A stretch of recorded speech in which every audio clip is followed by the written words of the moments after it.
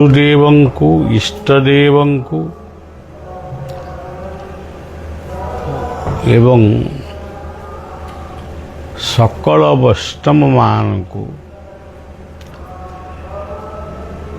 ଅଜସ୍ର ପ୍ରଣାମ, ଭକ୍ତିପୂତ ପ୍ରଣାମ ଅର୍ପଣ କରୁଛି। ଆଜିର ସମାଜ, ଦେଶ ଶାନ୍ତିରେ ଅତିବାହିତ ହଉ, ଏଇ ପ୍ରାର୍ଥନା। ଇଏ ହେଉଛି ପ୍ରଥମ ପ୍ରାର୍ଥନା। ଆଜି ଆମ ସମାଜରେ ଏମିତି କେଉଁ ଗାଁ ନାହିଁ ଯେଉଁ ଗାଁରେ କିଛି ନା କିଛି ଭଗବତ ଅନୁଷ୍ଠାନ ହେଉନାହିଁ। କେଉଁଠି ଭାଗବତ ହେଉଛନ୍ତି, ରାମାୟଣ ଏବଂ ବିଭିନ୍ନ ଗୁରୁମାନଙ୍କର ସତ୍ସଙ୍ଗ, କେଉଁଠି ଗୀତା, ବେଦ, ଏସବୁ କ୍ରମାନ୍ୱୟରେ ପ୍ରତ୍ୟେକ ଗାଁରେ ଓଡ଼ିଆ, ହିନ୍ଦୀ, ବଙ୍ଗଳା ସବୁ ଭାଷାରେ ଚାଲିଛନ୍ତି। କିନ୍ତୁ ଆପଣମାନେ ସମସ୍ତେ ଜାଣନ୍ତି ସବୁ କଥା ଚାଲିଛି, କିନ୍ତୁ ଗୋଟିଏ ଜିନିଷ ହଜିଯାଇଛି ବା ସୁପ୍ତ ହେଇଯାଇଛି, ସେଇଟି ହେଉଛି ଶାନ୍ତି। ଶାନ୍ତି ଯେଉଁଠି ନାହିଁ ତାକୁ ଆମେ ବୈକୁଣ୍ଠ ବି କହିପାରିବାନି, ନର୍କ ବି କହିପାରିବାନି। ଏହାର ବହୁତ କାରଣ ଆମେ ଖୋଜିକିରି ବାହାର କରିଛୁ। ସେ ଯାହା ହେଉ, ଆଜିର ପବିତ୍ର ସନ୍ଧ୍ୟାରେ ହଠାତ୍ ଆମର ବୈଷ୍ଣବମାନେ ନାମାଚାର୍ଯ୍ୟ ଶ୍ରୀମଦ୍ ବାବା ବାୟାଙ୍କର ଅନୁଗାମୀମାନେ ଏବଂ ତା ଭିତରେ ବୈଷ୍ଣବମାନେ ଅଛନ୍ତି ଏବଂ ଗୃହୀଭକ୍ତମାନେ ମଧ୍ୟ ଅଛନ୍ତି। ସେମାନେ ଆସି ପହଞ୍ଚିଲେ। ଆମେ ତ ସବୁଦିନେ ନ ପଢ଼ିଲେ ବି ଦିନେ ଦିନେ ତ ପଢ଼ୁଛୁ। ଅନେକ ଭାଗ୍ୟର ଫଲେ ବୈଷ୍ଣବ ଆସି ଆମିଲେ। ଯଦି ଗୋଟେ ସୌଭାଗ୍ୟର ମୁହୂର୍ତ୍ତ ଆମ ପାଇଁ ନ ଆସିବ, ଆମେ ଜଣେ ବୈଷ୍ଣବଙ୍କୁ ବୈଷ୍ଣବ ଭଳି ସମ୍ମାନ ଦେଇପାରିବୁ ନାହିଁ। ଗୋଟେ ଛୋଟିଆ କଥାଟିଏ ମୁଁ କହୁଛି।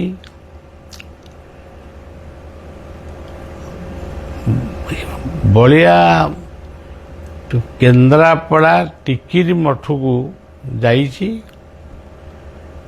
ଉଦ୍ଦେଶ୍ୟ ତ ଅନେକ ଥିଲା, ସଂକ୍ଷିପ୍ତରେ କହୁଛି। ଉଦ୍ଦେଶ୍ୟ ଥିଲା ଆମେ ଓଡ଼ିଶାରେ ଆଉ ନ ରହି ମୁଁ ଓଡ଼ିଶା ବାହାରକୁ ପଳେଇବି। ସେଇଠି ମୁଁ ସାଧନ ଫାଧନ କରିବି। ଇଏ ମଠ ବାଡ଼ି ଏସବୁ ଯେଉଁ ଜଞ୍ଜାଳ, ଏଗୁଡ଼ାକ ମୁଁ ପାରିବି ନା। ଏ କଥାଟା ବାୟାଙ୍କୁ ଜଣେଇବା ପରେ ଯିବି, ଏଇ ସଂକଳ୍ପ ନେଇ ମୁଁ ଟିକିରି ମଠରେ ପହଞ୍ଚିଲି।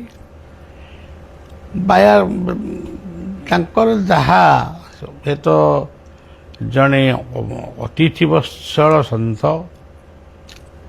ସିଏ ଜଣେ ସମନ୍ୱୟୀ, ସିଏ ନାମାଚାର୍ଯ୍ୟ, ଯାହାଙ୍କର ପାଟିରୁ ଅନେକ ସମୟରେ ବାହାରେ ନାମ ଅଟଇ ମହାବଳ, ସେବଳେ ଜିଣ ଭୂମଣ୍ଡଳ। କଥା କଥାକେ ଗୋଟିଏ କଥା ଆରମ୍ଭ ହେଲା, କଥାଟି ସଇଲା। ତାପରେ ବାୟା ନିଶ୍ଚୟ କହିବେ ହରିବୋଲ ହରିବୋଲ। ଏଇଭଳିଆ ତାଙ୍କର ଆଚରଣ ଉଚ୍ଚାରଣ ସବୁ। ସିଏ ଯେମିତି ଆମେ ଆଚରଣ ଗୋଟେ, ଉଚ୍ଚାରଣ ଗୋଟେ ପ୍ରକାର କରୁଛୁ, ଆଚରଣ ଗୋଟେ ପ୍ରକାର କରୁଛୁ, ସେଠାରେ ସେଗୁଡ଼ାକ ମିଳେନି। ତାପରେ ଯିଏ ଆସିବେ ଟିକେ ପ୍ରସାଦ ପାଇବେ, ସେ ପ୍ରସାଦ ନ ପାଇଲେ ବି ତାଙ୍କୁ ବାୟା ନିଶ୍ଚୟ କହିବେ ଯେ ପ୍ରସାଦ ପାଇକିରି ଯିବେ। ଏଇସବୁ ଜୀବନର ଗୋଟେ ଅନୁଭୂତି। ତେବେ ବାୟା ସେଦିନ ଗୋଟେ କଥା ପ୍ରସଙ୍ଗରେ କହିଲେ, ଗୋଟେ ଏକଦମ ସତ୍ୟ କଥାଟା ମୁଁ କହୁଛି। କହିଲେ ମୋ ଆଡ଼କୁ ଅନେଇ ନାହାନ୍ତି କି ମୋତେ କହୁଛନ୍ତି ବୋଲି ମଧ୍ୟ କେହି ଜାଣିନାହାନ୍ତି, କିନ୍ତୁ ପ୍ରକୃତରେ କହୁଥିଲେ ମୋତେ, ସମସ୍ତେ ଶୁଣୁଥିଲେ। ପ୍ରାଚୀନ ବାବାଜୀ ମାନେ ସେତେବେଳେ ଥିଲେ, ଜୀବନଦାର ଥିଲେ, ଏମିତି କେତେକ ବି ଥିଲେ, ଆଉ ଅନେକ ଭକ୍ତମାନେ ବି ଥିଲେ। ଗୋଟିଏ ପିଲା ଗ୍ରୁପ, ଗୋଟେ ଝିଅ ପୁଅ ମିଶିକିରି ଗୋଟେ ଠାକୁର ଅଭିରାମଙ୍କର ସଙ୍ଗୀତ ବି ପାଠ କଲେ, ତାକୁ ବି ବାୟା ସୁନ୍ଦର ଭାବରେ ଶୁଣିଲେ। ଏଇଭଳି ଭାବରେ ସେ ସମୟଟି ଅତିବାହିତ ହେଲା। ଠିକ୍ ତାରି ଭିତରେ ସେ ଗୋଟିଏ ଧାଡ଼ି ଖାଲି କହିଲେ, ମାନେ ଏହା କରିବ, ଏହା କରିବନି, ଏହା କରିବନି, ଏହା କରିବ, ଏ କଥା ଏମିତି ଗୋଟେ କହୁ କହୁ ତା ଭିତରେ କହିଦିଅନ୍ତି ସାଧୁସଙ୍ଗ କର। ପୁଣି ଅନ୍ୟ କଥା ଆରମ୍ଭ ହୁଏ।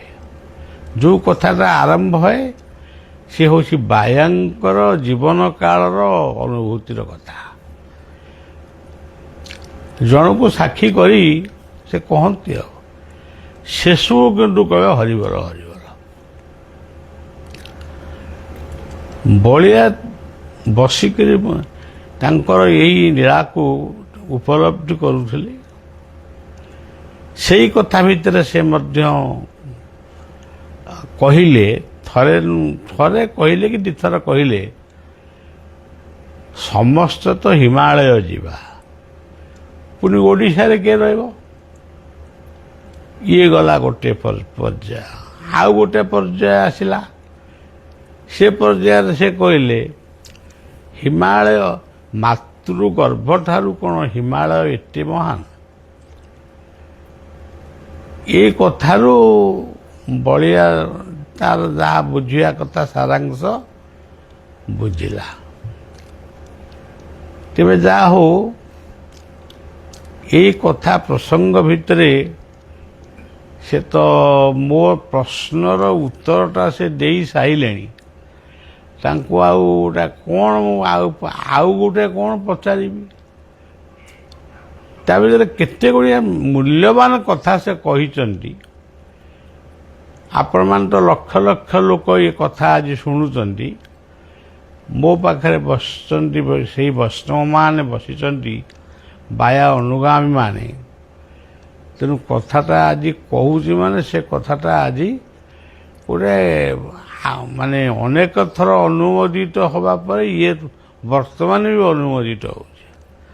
ବାୟା ଗୋଟିଏ କଥା କହିଲେ, ଯେ ପାଞ୍ଚେ ପରର ମନ୍ଦ, ସେ ମନ୍ଦ ତା ମନ୍ଦ ଚିନ୍ତନ୍ତି ଗୋବିନ୍ଦ।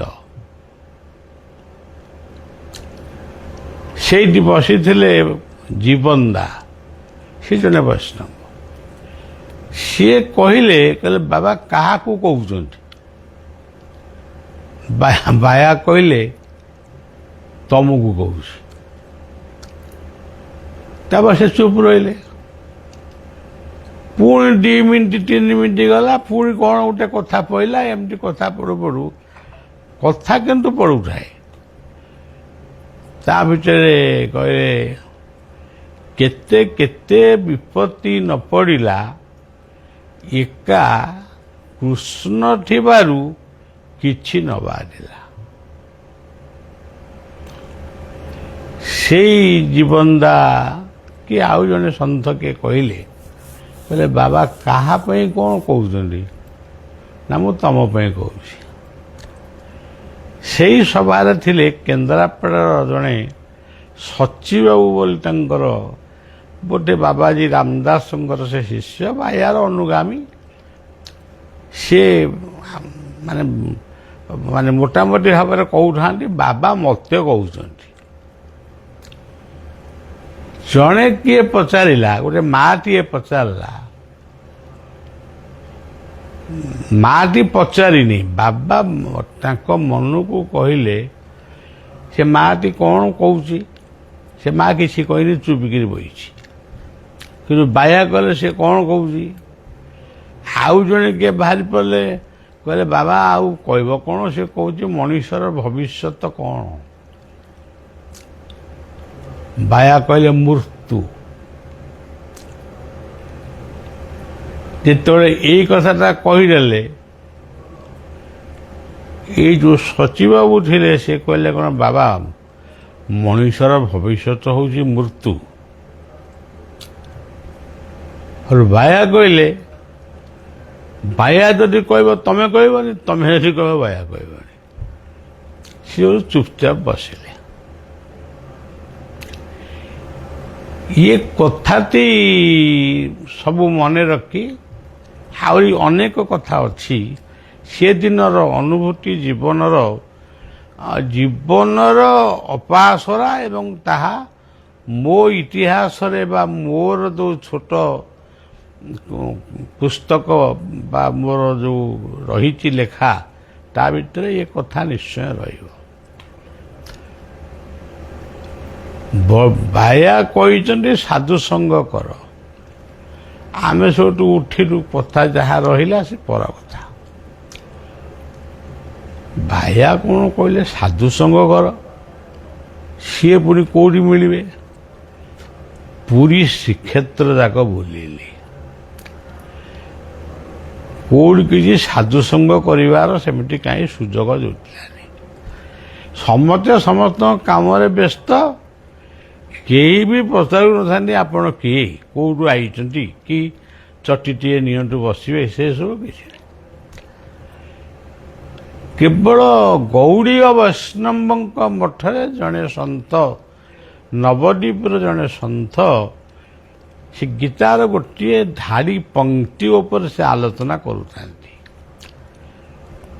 ସେଇଟା ହେଉଛି ନିୟମାଗ୍ରହ। ସେ ସେଇ କଥାର ତାତ୍ତ୍ୱିକ ବ୍ୟାଖ୍ୟା ଟିକେ ସେ କରୁଛନ୍ତି। ନିୟମ ପ୍ରତି କେତେବେଳେ ତୁମେ ଆଗ୍ରହ କରିବ ନିୟମକୁ ରକ୍ଷା କରିବା ପାଇଁ, ପୁଣି କେତେବେଳେ ଜୀବନରେ ଏମିତି ସମୟ ଆସିବ ନିୟମକୁ ପରିଗ୍ରହ କରିବାକୁ ପଡ଼ିବ। ଏଇ କଥା କହୁଥିବା ବେଳେ ଗୋଟେ ଛୋଟିଆ କଥା କହିଲେ, ମହାପ୍ରଭୁ ଦୁଆର ମୁହଁରେ, ଦୁଆର ବନ୍ଧରେ ମୁଣ୍ଡ ଦେଇକିରି ସେଦିନ ଶୋଇଲେ।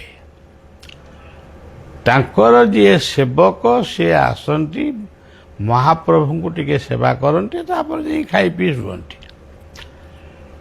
ସେଦିନ ବାୟା ଆଉ ଏ ମହାପ୍ରଭୁ ଆଉ ଦୁଆର ମୁହଁରୁ ମୁଣ୍ଡ ଉଠେଇ ନାହାନ୍ତି, ସେମିତି ମୁଣ୍ଡ ଦେଇକି ଶୋଇଲେ। ତେଣୁ ସେବକ କେମିତି ଦୁଆର ବନ୍ଧୁକୁ ଡେଇଁକିରି ଯିବ? ତାମାନେ ତ ବାୟା ଅଛନ୍ତି ସେଠି, ତାଙ୍କ ମୁଣ୍ଡଟା ପୁଣି ଦୁଆର ବନ୍ଧରେ।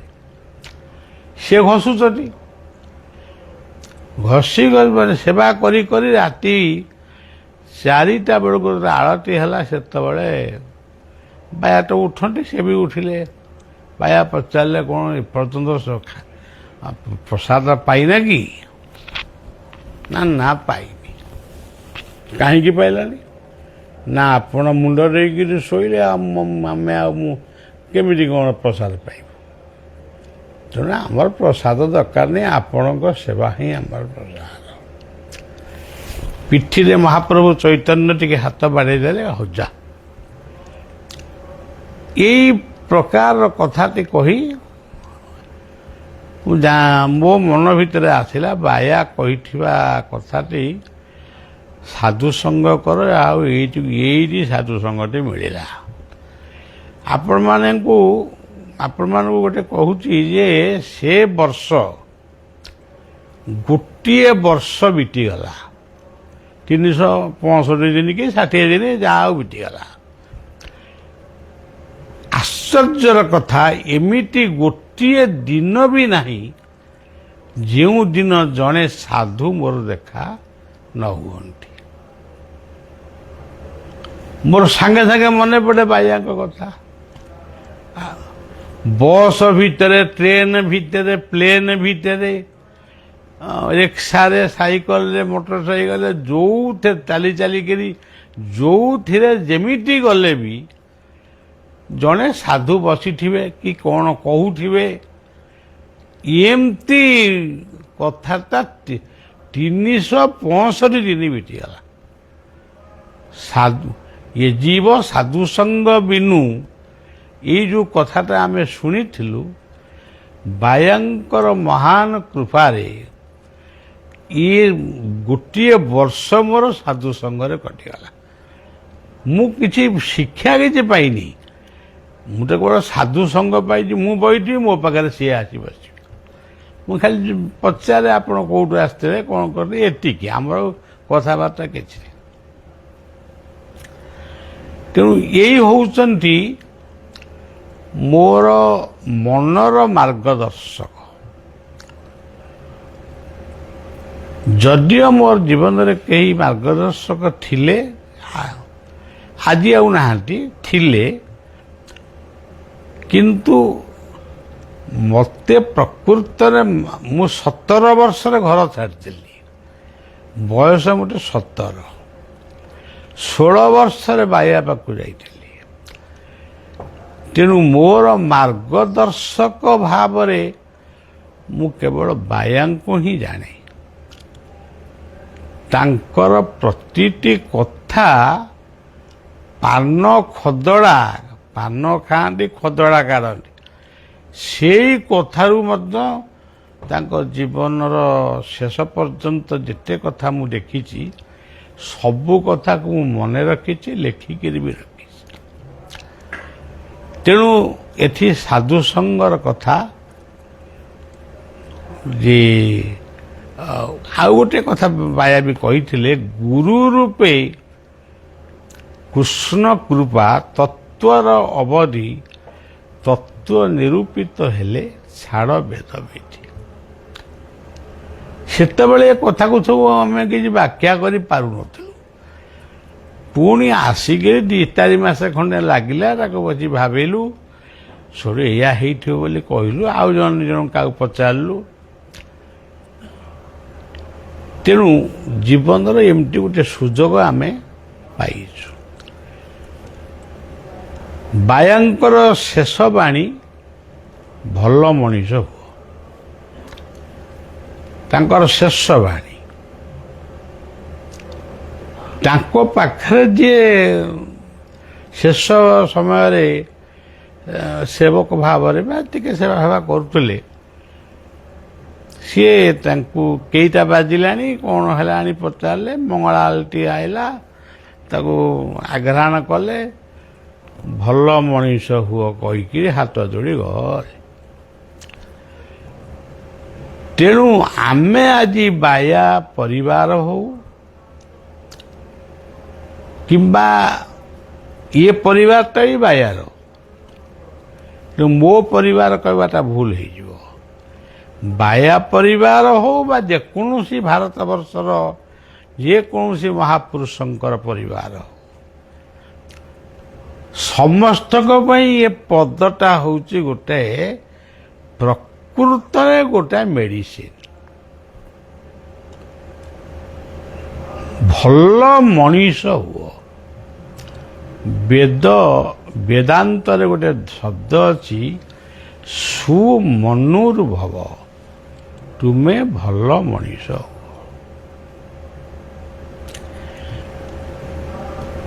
ବାୟାଙ୍କ ପାଖରେ ଏଇ ବାକ୍ୟଟା ଆଜି ବି ମୋ ଭିତରେ ଗୁରୁମନ୍ତ୍ର ଭଳି ରହିଛି।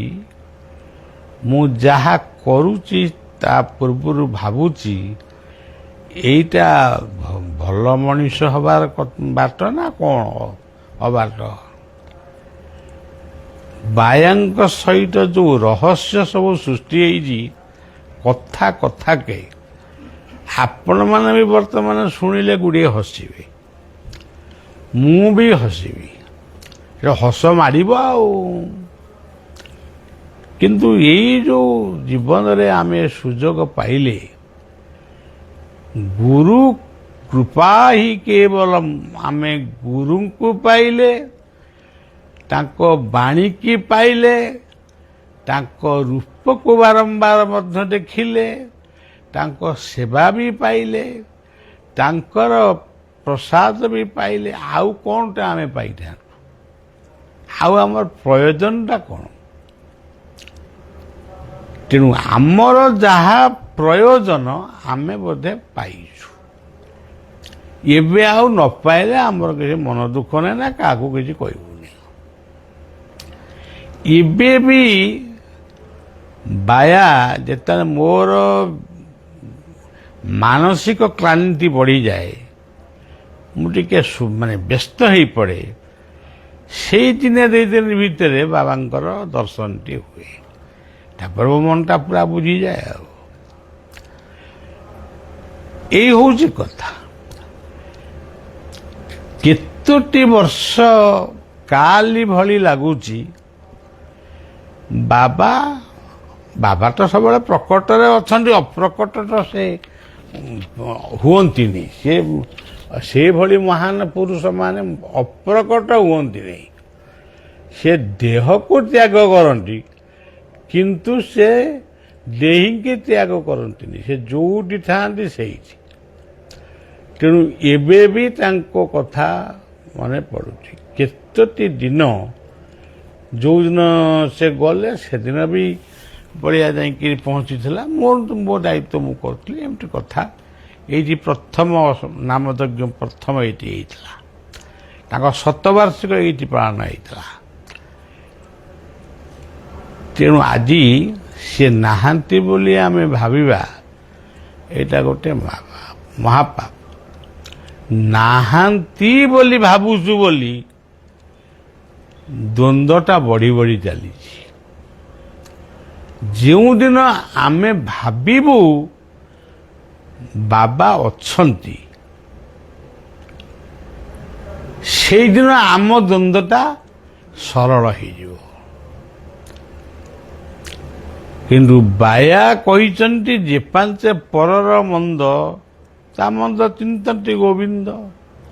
ଏହା ଯଦି ବାୟାଙ୍କର ମୁଖ ନିଃସୃତ ବାଣୀ, ତାହେଲେ ବାୟାର ହାତ ଗଢ଼ା ଉଦ୍ୟାନକୁ କାହାର ଏଡ଼େ ବଡ଼ ଶକ୍ତି ଅଛି?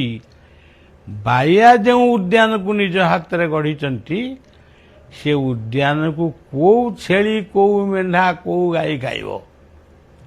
କେହି ତାକୁ ନଷ୍ଟ କରିପାରିବେ ନାହିଁ। ମଝିରେ ମଝିରେ ଅଦିନିଆ ଝଡ଼ ଆସେ, ଇଏ ସବୁ ବର୍ଷ ଆସେ। ସେମିତି ସମସ୍ତଙ୍କ ପାଇଁ ଆସେ, ସେମିତି ଆମ ପାଇଁ ବି ଗୋଟେ ଆଇଛି। ଏହାର ସମାଧାନ ନିଶ୍ଚିତ ଭାବରେ ହେବ। ଯେତେବେଳେ କଥାଟି ବିଶେଷ କରୁଛି, ଯେତେବେଳେ ବିଭିନ୍ନ ଗୁରୁମାନଙ୍କର ମହାନ ମହାନ ସମ୍ମିଳନୀ ଆମ ଯିବା ଆସିବା ବାଟରେ ଆମେ ଦେଖୁ, ଟିକେ ମନଟା ଟିକେ ଗୋଳମାଳ ହେଇଯାଏ। ଆମେ ହିଂସିକା ନୁହେଁ ଯେ ହିଂସା କରୁ, ବାବାଙ୍କ ପାଇଁ ଏମିତିଆ ଗୋଟେ କଲେ ହୁଅନ୍ତାନି? ଏତେ ଗୁଡ଼ାକ ଲୋକ ବାୟା ଅର୍ଜନ କରିକିରି ଗଲା, କିନ୍ତୁ କିଛି ହଉନି। ଇଏ କ'ଣ ସେଇ ହରିଦାସ ଉତ୍ସବ, ସେ ଅମକ ଉତ୍ସବ, ଏଇଆକୁ ଟିକେ ଟିକେ କରିଦେଇକି ଇଏ ତ ଗୋଟେ ନିତ୍ୟ ନୈମିତ୍ୟ ସେବା ଭିତରେ ରହିଲା। ଗୋଟେ ବାବା କି ବାୟା ଗୋଟେ କି ବସ୍ତୁ ଥିଲା, ତାର ଦର୍ଶନ କ'ଣ ଥିଲା, ଏବଂ ତା ପାଖରେ ଆମେ ସମୟ କଟେଇ କ'ଣ ଯେ ପାଇଛୁ, ସେତିକି କଥା ଆଲୋଚନା କରିବା ପାଇଁ କ'ଣ ଆମେ ପଡ଼ିଆଟା ପାଇବୁନି, ନା ଷ୍ଟେଜଟା ପାଇବୁନି, ନା ବକ୍ତାଟେ ପାଇବୁନି? ବାୟାଙ୍କର ଶତବାର୍ଷିକ 3 ଜାଗାରେ ହେଲା। ବଳିଆ କଲା ଗୋଟେ ଜାଗାରେ, ଆଉ 2ଟା ଜାଗା ତାଙ୍କ ଭିତରେ ହେଲା। ତେଣୁ ଏଭଳି ହେଲେ ଆମେ ପ୍ରକୃତରେ ଆମେ ବି ରହିବୁ କି? ଆମେ ଯିଏ ଆଜି ଅଛୁ କଥା କହୁଛୁ ଆମେ ରହିବୁ କି? ଆମେ ବି ତ ଯିବୁ। ତାହେଲେ ବାୟା କଥା ହେଉଛି ଗୋଟେ ରତ୍ନ। ସେ ଅନେକ ରତ୍ନ ରଖିଦେଇ ଯାଇଛନ୍ତି। ସେ ରତ୍ନକୁ ଆମେ କୋଉ ବାକ୍ସରେ ମାନେ ଚାବି ପକେଇକି ରଖିବୁ?